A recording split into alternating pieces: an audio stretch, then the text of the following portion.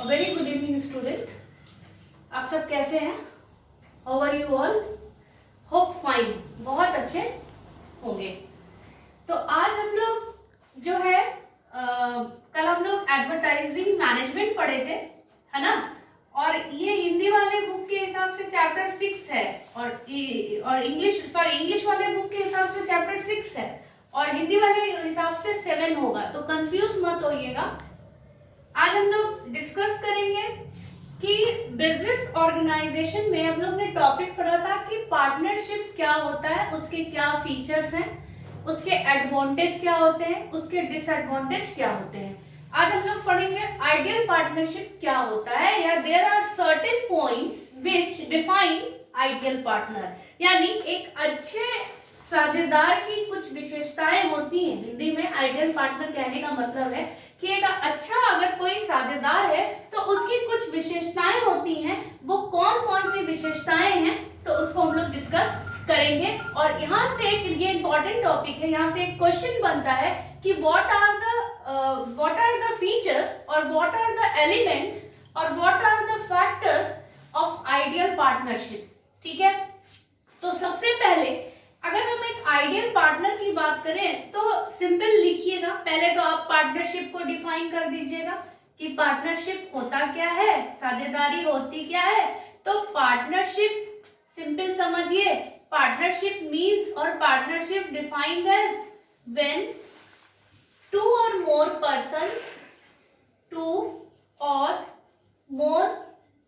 persons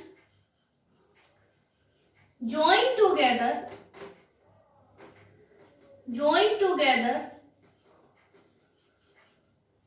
for business to earn profit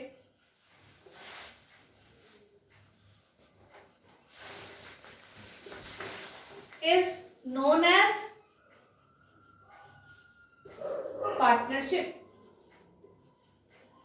ठीक है, साझेदारी सबको पता है, जब दो या दो से अधिक व्यक्ति किसी भी व्यवसाय को करने के लिए तैयार होते हैं जिसका मेन उद्देश्य लाभ कमाना होता है तो उसको हम कहते हैं साझेदारी। और जो जितने भी साझेदारी के तहत जितने भी लोग मिलकर काम कर रहे हैं वो साझेदार कहलाते हैं। तो हम लोग बात कर लेते हैं कि अगर हम साझेदारी की बात कर रहे थे आइडियल पार्टनर की, कि एक अच्छे साझेदार की क्या विशेषताएं हैं। ठीक है, तो सिंपल समझिएगा, जो पहला पॉइंट है आपका गुड फेथ। गुड फेथ मतलब समझ में आता है आप लोग को? भरोसेमंद या भरोसा। ठीक है, भरोसा भी कह सकते हैं और ईमानदार भी और विश्वास की बात भी होती है।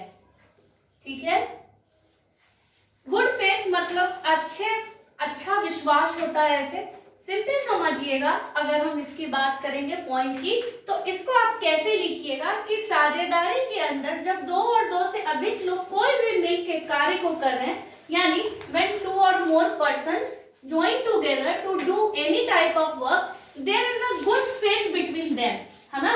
गुड फेथ बिटवीन देम कहने का मतलब है कि जब दो या दो से अधिक व्यक्ति किसी भी मिलके काम कर रहे हैं तो उनमें विश्वास का होना बहुत जरूरी है। जब वो आपस में एक दूसरे के ऊपर फेथ करेंगे, विश्वास करेंगे, तभी तो वो प्रॉपरली काम करेंगे और प्रॉपरली काम करेंगे तो हमारा जो भी उद्देश्य है वो पूरा होगा और लाभ भी होगा। क्लियर? और हमें लाभ भी होगा यानी प्रॉफिट भी होगा और हमारे जो भी गोल्स हैं वो भी एकम्प्लिश होंगे, यानी हमारे उद्देश्य की भी पूर्ति होगी। तो एक गुड फेथ का होना जरूरी है। उसके बाद है आपका एडिक्वेट कैपिटल। एडिक्वेट कैपिटल की जब हम बात करेंगे तो आपको समझ में आता होगा कि जितनी कैपिटल की रिक्वायरमेंट है ना, कैपिटल यहाँ कमी की बात हो रही है। एडिक्वेट मतलब होता है कि पूंजी की बात हो रही है, पूंजी की कमी। तो अगर हमें पूंजी की कमी होती है तो हम क्या करते हैं, पूंजी की हमें कमी होती है तो हम इसकी कहीं ना कहीं दूसरे जगह से व्यवस्था करते हैं, यानी सर्टेन फाइनेंशियल इंस्टीट्यूशन से हम पैसा लेते हैं यानी लोन्स लेते हैं, फाइनेंशियल इंस्टीट्यूशन से हम लोन लेते हैं या हम बैंक से लोन लेते हैं, है ना। तो यहाँ पर क्या हो रहा है, यहाँ एडिक्वेट कैपिटल की जब बात हो रही है तो पार्टनर्स की बात हो रही है कि अगर हमारे साझेदार के पास किसी भी तरह की पूंजी की कमी हो गई है तो वो उस पूंजी की भरपाई कहाँ से करेगा, तो उस पूंजी की वो जो भरपाई है वो किसी से लेके करेगा, यानी बैंक से लेगा या किसी भी वित्त संस्थान से लेगा। फाइनेंशियल इंस्टीट्यूशंस मतलब वित्त संस्थान होते हैं, ठीक है। उसके बाद आपका नेक्स्ट पॉइंट है long term partnership. Long term partnership, जब हम लॉन्ग टर्म पार्टनरशिप की बात करेंगे तो लंबे समय तक साझेदारी का चलना, ठीक है। आज हमको एक बात बताइए, अगर आपके बीच में एक अच्छा रिलेशन होगा, है ना, अगर आपका मार्केट में गुडविल अच्छा होगा, अपने पार्टनर्स के बीच में एक गुड रिलेशन होगा, गुड फेथ होगा, भरोसा होगा साझेदारों के बीच, तो आपका जो पार्टनरशिप का जो टर्म है वो लंबे समय तक चल पाएगा, है ना, लंबे समय तक चल पाएगा, लंबे समय तक कंटिन्यू होगा, यानी ये चलता रहेगा, लंबे समय तक चलेगा। तो किस साझेदारों के बीच जब अच्छी समझदारी होगी, भरोसा होगा, तभी तो हमारा रिलेशन भी अच्छा रहेगा और हमारा बिजनेस भी कंटिन्यू लंबे समय तक चलेगा। तो यहाँ पर कोई डाउट नहीं होगा, लॉन्ग टर्म पार्टनरशिप। उसके बाद आपका नेक्स्ट पॉइंट है रिटन एग्रीमेंट। रिटन एग्रीमेंट मतलब समझ में आता होगा लिखित अनुबंध, है ना। क्या बात हो रही है, लिखित अनुबंध की बात हो रही है। किसकी बात हो रही है, लिखित अनुबंध की बात हो रही है, लिखित अनुबंध की बात हो रही है, सॉरी।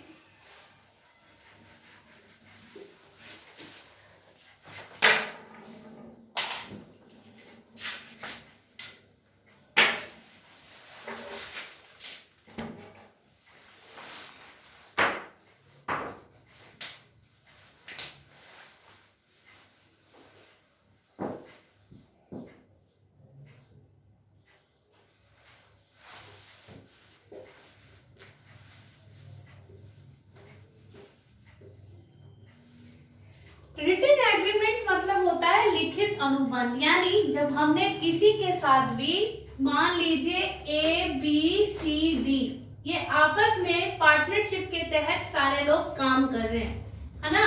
तो जब इनके बीच में, जब इन्होंने काम करना स्टार्ट किया होगा तो इनके बीच में एक डीड बना होगा जिसको हम संलेख के नाम से जानते हैं, साझेदारी संलेख, आपने वर्ड सुना होगा, पार्टनरशिप डीड, है ना।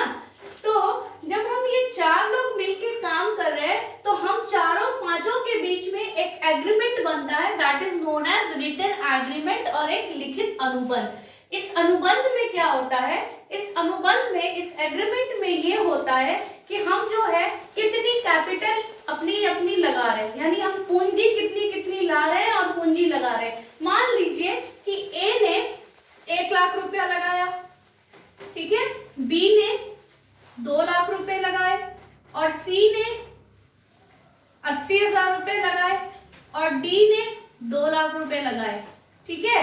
तो कैपिटल कंट्रीब्यूशन कितना हुआ है पार्टनर्स का, और पार्टनर्स जो है प्रॉफिट और लॉस कैसे डिस्ट्रीब्यूट करेंगे, प्रॉफिट एंड लॉस को कैसे डिस्ट्रीब्यूट करेंगे, यानी लाभ हानि का विभाजन कैसे होगा उनके बीच में। तो अगर हम रिटन एग्रीमेंट की बात करते हैं, यानी लिखित अनुबंध में ये लिखा जाता है कि हम कितने लोग पार्टनरशिप के तहत पार्टनर्स काम कर रहे हैं और कितने पार्टनर्स हैं, या हमारा प्रॉफिट और लॉस क्या रहेगा, सारी चीजों का उसमें जिक्र रहता है उस अनुबंध में, यानी एग्रीमेंट में। उसके बाद ये है, इसमें आपका ये भी रहता है कि आपका जो डील साइन हुआ है, यानी जो आपका काम करने का जो तरीका है, वो आपका किसी भी बिजनेस में, व्यवसाय में, ये कितने समय तक चलेगा, वो भी अनुबंध में दिया रहता है कि 4 साल के लिए बन रहा है साझेदारी का डील, कि 5 साल के लिए बन रहा है, और फिर वो रिन्यू भी होता है टाइम टू टाइम, अगर आप कंटिन्यू करना चाहते हैं तो। आपको ये पॉइंट्स लिखने हैं तो लिख लीजिए प्रॉपरली, आपको हो सकता है नहीं दिख रहा हो तो एक बार हम इसको ब्राइट थोड़ा कर देते हैं, ठीक है। पहला पॉइंट गुड फेथ है, कंफ्यूजन नहीं होना चाहिए।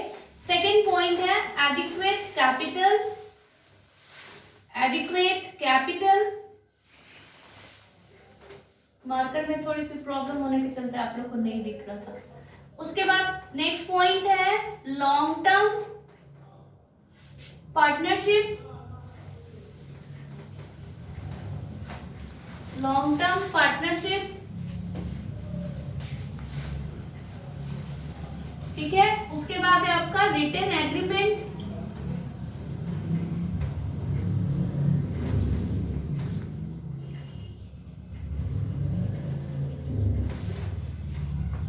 ठीक है। उसके बाद अभी तक क्लियर होगा सारे पॉइंट। उसके बाद है रजिस्ट्रेशन ऑफ पार्टनरशिप, है ना। उसके बाद क्या है रजिस्ट्रेशन, रजिस्ट्रेशन ऑफ पार्टनरशिप क्यों लिखा जा रहा है, क्योंकि यहाँ पे पार्टनरशिप की बात हो रही है, इसीलिए रजिस्ट्रेशन ऑफ पार्टनरशिप लिखा जाएगा, ठीक है। सिंपल समझिए, अगर हम किसी भी बिजनेस में हम इन्वॉल्व हो रहे हैं, सोल प्रोप्राइटरशिप की बात करें, एकांकी व्यापार, एकल व्यापार भी बोलते हैं उसको, या हम पार्टनरशिप की बात करें, या कोऑपरेटिव सोसाइटी की बात करें, या जॉइंट स्टॉक कंपनी की बात करें, तो हम किसी की भी बात करें तो रजिस्ट्रेशन सब में जरूरी नहीं है, लेकिन कुछ ऐसे बिजनेस हैं जिसमें रजिस्ट्रेशन ऑप्शनल है और कहीं कहीं पे कंपलसरी है। तो जब हम पार्टनरशिप की बात कर रहे हैं तो पार्टनरशिप में रजिस्ट्रेशन कराना कंपलसरी नहीं है, आप करवा भी सकते हैं और नहीं भी करवा सकते हैं, बट रजिस्ट्रेशन कराने के कुछ फायदे हैं। जैसे कि मान लीजिए अगर आपकी फर्म रजिस्टर्ड है तो किसी भी तरह की कोई तरह की प्रॉब्लम्स हो रही है तो आप उसके लिए केस मुकदमा कर सकते हैं, है ना, सूट कर सकते हैं, स्यू कर सकते हैं। यानी कोई भी चीजें आपके फेवर में नहीं है, या आपका पार्टनर आपको प्रॉफिट का हिस्सा प्रॉपरली नहीं दे रहा है, ठीक है, या आपकी बातें नहीं मान रहा है, या कहता है कि या अपनी बातों से वो मुकर जाता है, तो आपके पास जब कुछ एक रिटन एग्रीमेंट होगा और आपका फर्म रजिस्टर्ड होगा, तो क्योंकि आपका फर्म जब रजिस्टर्ड होगा तो उसमें आपका नाम भी दिया होगा, ठीक है, तो दैट इज अ प्रूफ, वो आपके लिए क्या है, प्रूफ है, साक्ष्य है, उस साक्ष्य पे आप केस मुकदमा कर सकते हो। इसीलिए रजिस्ट्रेशन कराना जरूरी होता है, रजिस्ट्रेशन कराना भी चाहिए, बट पार्टनरशिप के तहत इट इज नॉट कंपलसरी, ये कंपलसरी नहीं है, आप करा भी सकते हैं और नहीं भी करा सकते हैं। उसके बाद 6 पॉइंट है आपका आइडियल नंबर्स ऑफ पार्टनर्स, ठीक है। आइडियल नंबर्स ऑफ पार्टनर की जब बात हो रही है तो यहाँ पर कहने का मतलब है कि पार्टनर्स की संख्या यानी साझेदारों की संख्या कितनी रहेगी, ठीक है, तो 2 तो रहेगी रहेगी, 2 तो रहेगी और 2 से अधिक भी हो सकती है। तो जब आइडियल पार्टनर्स की नंबर की बात हो रही है तो इसकी कुछ लिमिट नहीं है ना, लिमिटेड है बट बहुत ज्यादा लिमिटेड भी नहीं है। तो large number of partners may causes less probability. अब सिंपल समझिए, अगर 10 पार्टनर है या 20 पार्टनर है तो आप चीजों को संभाल सकते हो। आप सिंपल समझो, कोई छोटे स्केल पे काम करते हो तो आप इजीली चीजों को संभाल लेते हो, लेकिन जब आप बड़े स्केल पे काम करते हो तो आप चीजों को नहीं संभाल पाते हो। अब हमारे अगर आइडियल पार्टनर्स की जब हम बात करें, अगर 10 लोग होंगे, 5 लोग होंगे, तो हम 5-10 लोग आपस में संभाल लेंगे, संभल भी जाएंगे और संभाल भी लेंगे।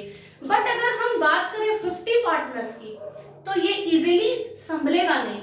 इसीलिए यहाँ पर कह रहा है कि आइडियल नंबर ऑफ पार्टनर्स जो हैं 2, 10, 15 ऐसे हो सकते हैं, लेकिन बहुत ज्यादा भी नहीं होना चाहिए, क्योंकि बहुत तरह की अंडरस्टैंडिंग करने में प्रॉब्लम आएगी, ठीक है, यानी दूसरे पार्टनर्स को समझाने में दिक्कत आएगी। उसके बाद आपका नेक्स्ट पॉइंट है सिलेक्शन ऑफ रीजनेबल बिजनेस। क्या है, सिलेक्शन ऑफ रीजनेबल बिजनेस।